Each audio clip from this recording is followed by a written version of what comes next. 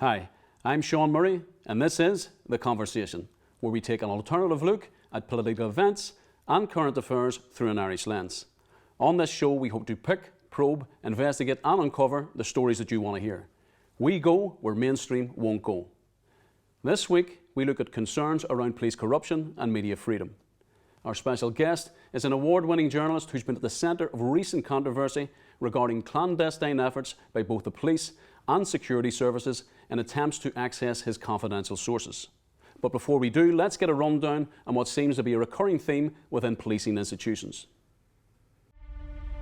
In 2014, Theresa May, the then British Home Secretary, commissioned a public inquiry into allegations that undercover police officers had spied on the family of Stephen Lawrence during their campaign to compel police to investigate the racist murder of their son. May called the revelations profoundly shocking and disturbing.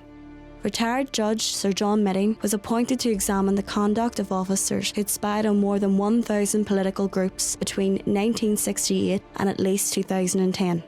In June, Mitting's first report was published, arising out of the inquiry's work and what has now become known as the Spy Cop scandal. It also followed revelations that undercover officers were regularly involved in long-term sexual relationships with women during this time. At least 4 of the undercover officers are known or alleged to have fathered children with women they met during their work. In July this year, more revelations have been uncovered, this time with the Police Service of Northern Ireland, the PSNI, into allegations that they had obtained the authorisation to access telephone records of journalist Barry McCaffrey, after he approached the PSNI's press office in 2013 with questions for a story he was working on about alleged corruption in the police force. McCaffrey was later arrested along with fellow journalist Trevor Birney after a documentary they were both involved in, exploring the role of police collusion into the deaths of 6 civilians in Lough Island in 1994, uncovered a cover-up into the killings. These latest allegations once again shine a spotlight into a police force that has been at the centre of a number of controversies since it was reformed and renamed following the Patten Inquiry's recommendations in 2001. As always, we are joined by our resident co-presenter, Michelle Gildernew. Michelle is the current MP for Fermanagh South Tyrone.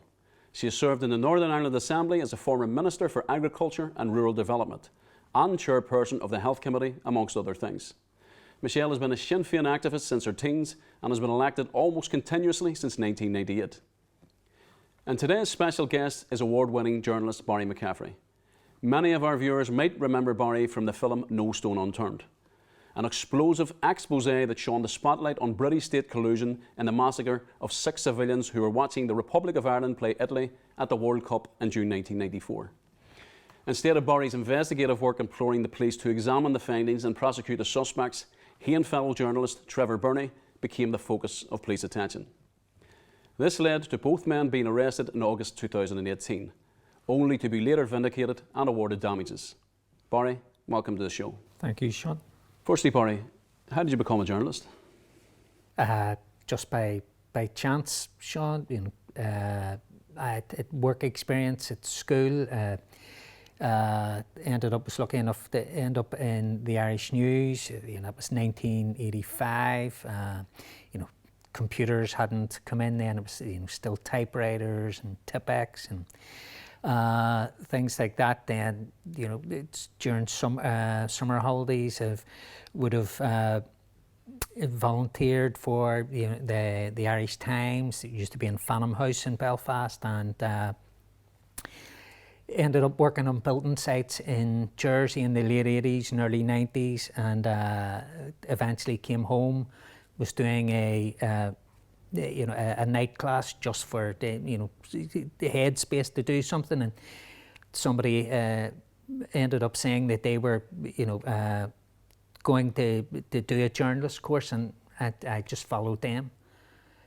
So it was just always by chance, Barry, we're going to talk a wee bit about your work on the film No Stone Unturned, but before we do that, we're going to have a wee look at the trailer for the film. The World Cup Finals. I'd say the biggest day in Irish international soccer history. Slaughter in Lough Island as loyalist terrorists shoot 11 people in the back as they watch the World Cup on television. I just remember Mum was saying to us that bad men had come into the pub and they'd shot 6 people and Daddy was dead. Did you see anything? No. The getaway car was discovered the morning after the attack. There was just a sense that something wasn't right. Somebody somewhere helped these people cover this up. We were thwarted all the time. Every question we asked, we were told, we can't tell you that, that's national security. They were absolutely ruthless. I'll never forget their words. We will leave no stone unturned. And those words ring in my ear to this day because I don't think they ever lifted a stone, never mind turned it. So I was briefed to go down to Belfast and interview several people. What was unusual is that I was told who I could speak to, who I couldn't speak to, what they would be saying, but just as importantly, what they wouldn't be saying. Certainly the bigger picture was there was this gang in operation and they were involved in serious criminality. Obviously there was things going on above my head. The paper trail will lead to the British government and they cannot allow that to happen. The police were saying the car was destroyed. I thought, hold on, the largest physical exhibit in the case and you've destroyed it? 10 years with no information, we were kept in the dark. They knew all along about the dirty war. You're taking me into an area that I don't really want to go to. I can't take the risk. If I can hit somebody early enough and there's a weak one amongst this team, they might start tumbling. How come they didn't do it? Good question.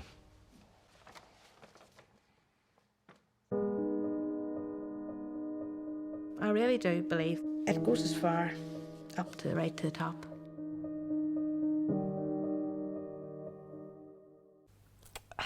It still gets me every time, Barry, every time I see a trailer or a piece of the film or the film itself, you know, just what the families went through, the victims went through, and, you know, the events that evening were horrendous, but the events leading from that and the way the police didn't investigate still leaves you with more questions than answers, doesn't it? Oh yes, yeah. Especially for the families, you know, nearly 30 years later, they still, the only answers they've got is they found them out themselves, you know, and they've had to drag the RUC and the PSNI, you know, kicking and screaming in the courts to try and get any truth whatsoever, and you know that quest, that challenge still goes on. You know, the PSNI seem to be more interested in protecting, you know, the man who they say was the killer, rather than giving the families justice. Mm-hmm. And tell us just a bit more about the film. How did you become involved in the film itself? What had happened? Well, it went back to, so for the first 10 years, from 94 to 2005, the families kept a dignified silence. They didn't do any media. They didn't speak at all because the police had told them, leave it with us, you know, we will leave no stone unturned, you know, and they put their trust in the police, which you would do in, you know, if you lived in Dublin or London or Glasgow, you know, you trust, it's supposed to be a police service, somebody who serves the public, protects the public. So like every decent person, the families believed that, you know, the police were their best option.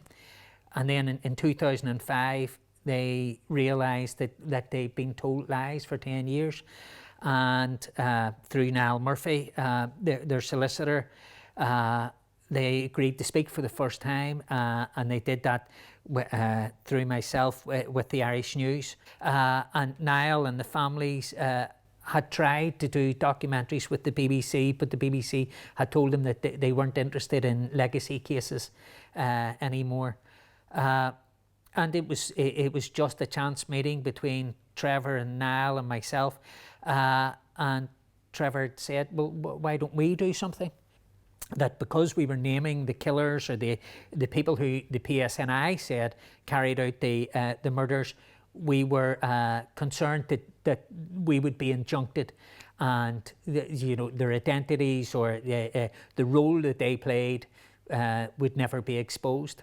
So incredibly, Barry, after all that had been exposed and what had been seen within the film, and the expectations that would have been there, You were arrested along with Trevor Birney. Yes, Trevor, myself were arrested on the 31st of August 2018.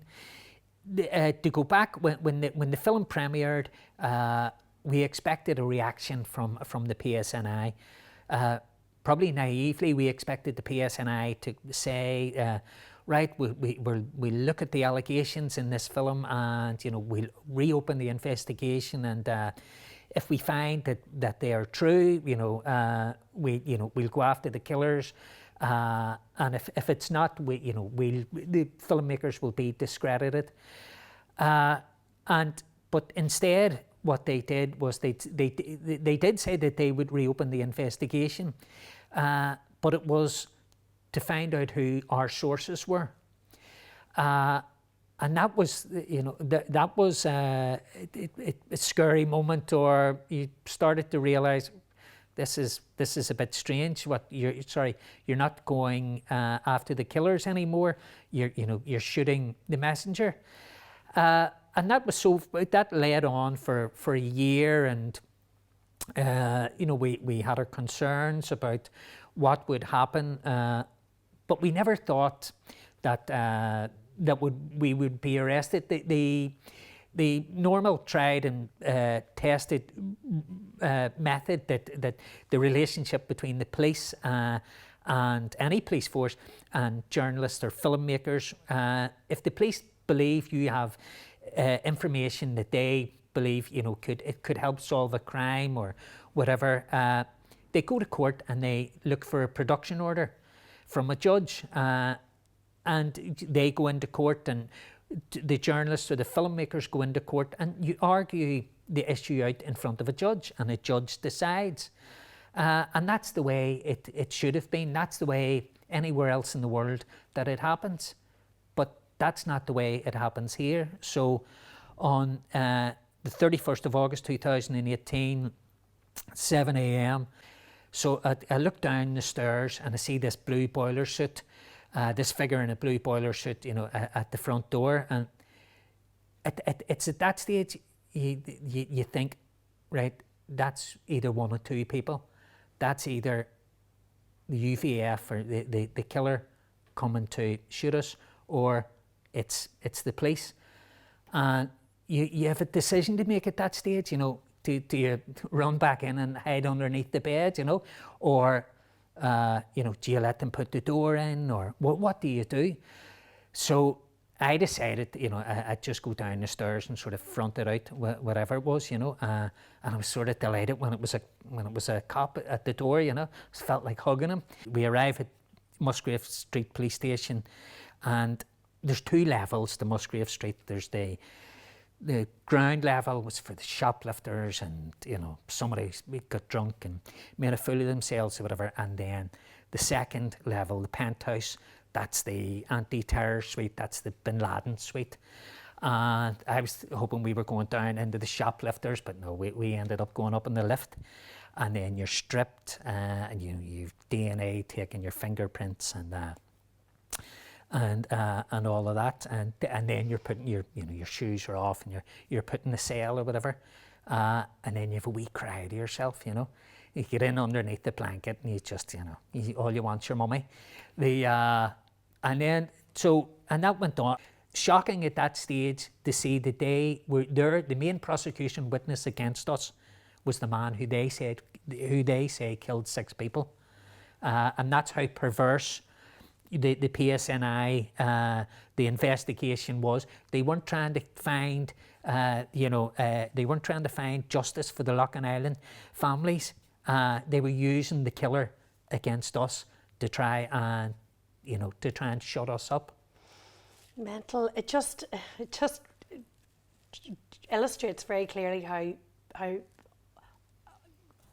dysfunctional this place is, doesn't it? But you've also then, Barry, because it just doesn't end there, and the raid and the arrest and all the rest of it, you've recently been at the centre of a police spying scandal where the Investigative Powers Tribunal, set up to investigate complaints against the intelligence services and public authorities, have uncovered a further case going back to 2013. So we initially thought that it was going to be about Loughlin Island, that's what we were really interested in. But the IPT came back and said, no, sorry, you were spied on actually 5 years earlier in 2013, and we're going to investigate this case or this incident first before we get to Loughlin Island.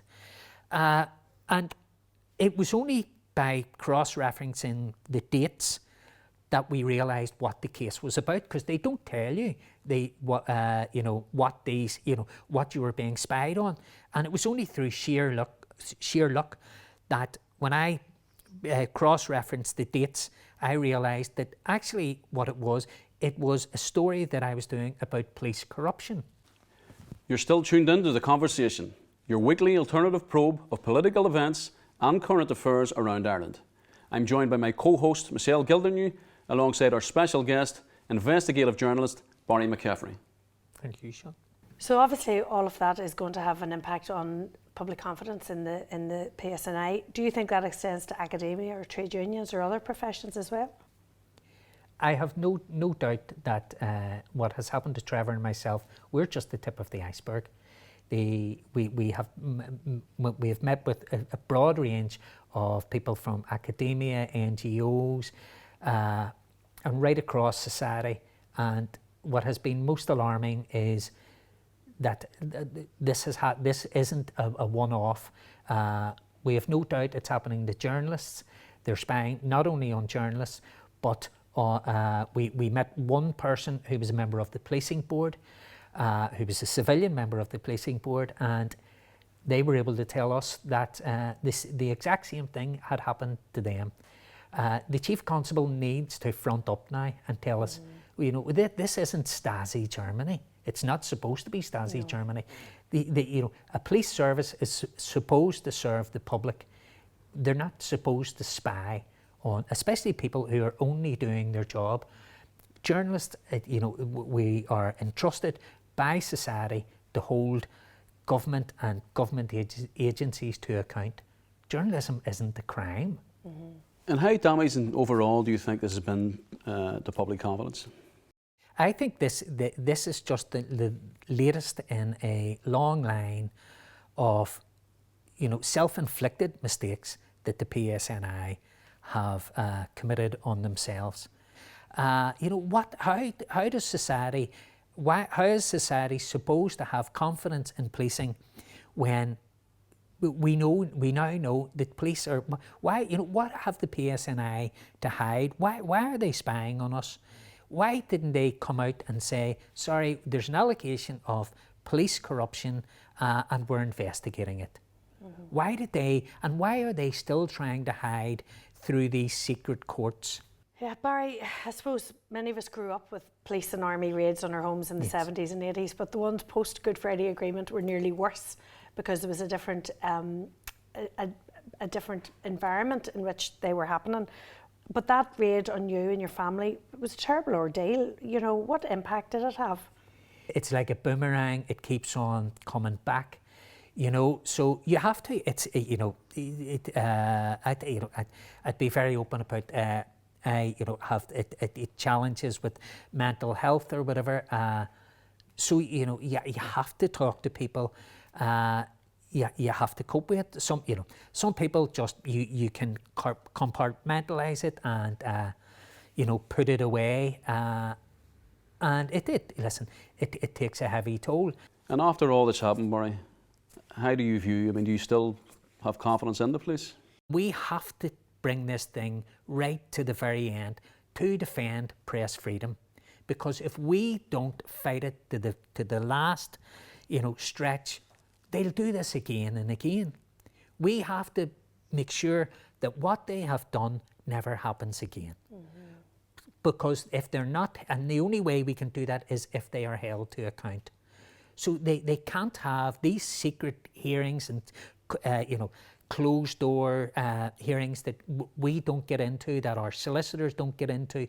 The PSNI can tell whatever lies they want in there, and nobody's there to challenge it because we're not allowed in. If we are going to restore confidence in policing, it has to be open and it has to be transparent. And the PSNI have to come out and say, sorry, we spied on, you know, so many, whether it's journalists, NGOs, politicians, ordinary people in the street. You know, that's what the Stasi had to do. The files were opened. That's what, you know, so if the PSNI have files on every member in society that they shouldn't have, if they have been spying on the people in society, well, let's open the files. It was good enough for Germany. It was good enough for South Africa. But the home of democracy, British democracy. If this is a democratic society, let's open the files. Because if they have done nothing wrong, they have nothing to fear of. That's, you know, that's the thing. Either they've done wrong or they haven't done wrong. And if they haven't done something wrong, let's have it open in court. Well, if we look at the example of the legacy legislation that's going through Westminster at the minute, the British government will find a way to keep those lies uncovered. Well, Barry, listen, I want to thank you for coming in again. It's always a pleasure to see you. Sean. Thank you, Michelle. We want to wish you all the best for the future. Thank you. Thank you. This week, we took our cameras to Dublin to have a look at the Moore Street campaign, where a small number of activists have been challenging the Irish government to maintain the cultural integrity of an area described by the National Museum of Ireland as the most important site in modern Irish history. In April 1916, the course of Irish history changed forever. In a rebellion that witnessed hundreds of armed revolutionaries take on the might of the British Empire, a call for a national right to freedom and sovereignty was read out by one of the leaders of the rising, Padraig Pearse, as he stood with an armed guard on the steps of the GPO in Dublin. After a number of days of pitched street battles and heavy bombardments by the British Army, a decision was made to evacuate what now had been the centre of the insurgency at the General Post Office in O'Connell Street.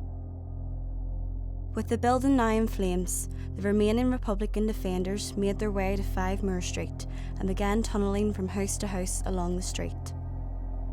The following morning, one of the leaders, James Connolly, was wrapped in blankets and carried through the holes they forced in the walls to number 16.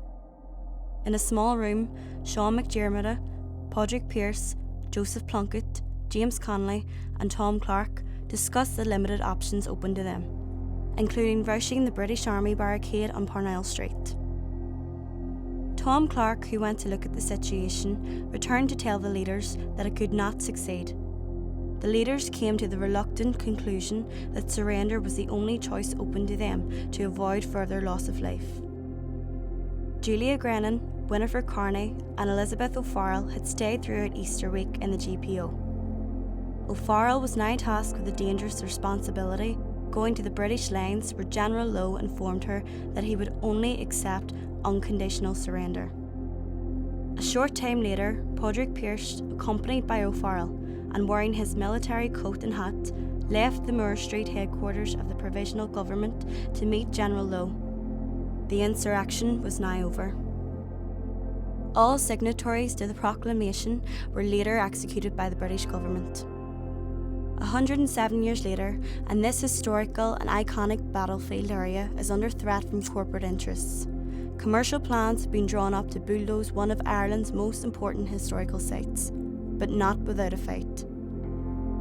The Moore Street Preservation Trust, led by the relatives of the signatories to the 1916 Proclamation of the Irish Republic, have been pressuring the Irish government to commit to preserve the site in order to instead develop the area into a 1916 cultural quarter in the heart of Dublin. Rather than witness the further gentrification of the capital city, the group aims to enrich and preserve the quarter, reflecting the aims and ideals of the men and women of 1916. US filmmaker Ron Maxwell describes it well. Battlefields are looking glasses into the world of our ancestors. Standing on their earth under the skies is to be at one with them and to viscerally understand humanity's connections across time.